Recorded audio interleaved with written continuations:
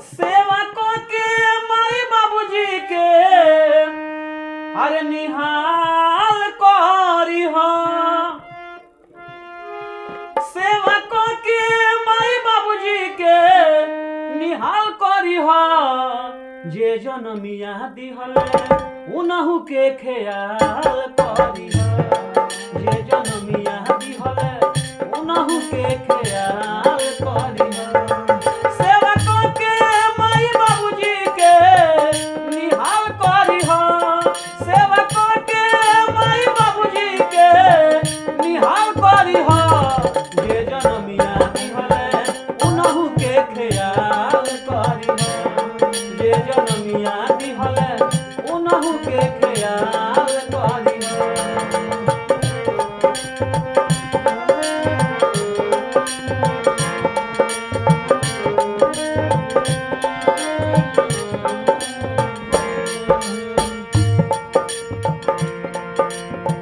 धनवा गहनवा लिहला अपने से बाटे, अपने से बाटे।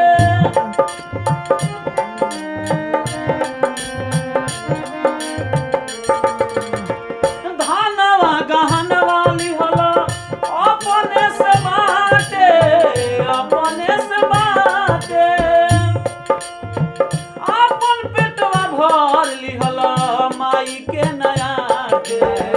अपन पेटवा भर लिहला माई के नया के। इहे बात अपना मन में सवाल करी हो। इहे बात अपना मन में सवाल करी हो। जे जनमिया दिहले उनहु के ख्याल करी हो। जे जनमिया दिहले उनहु के ख्याल करी हो। सेवा को के माई बाबूजी के निहाल करी हो। सेवा को के माई बाबूजी के निहाल करी हो। जे जनमिया दिहले उनहु के ख्याल करी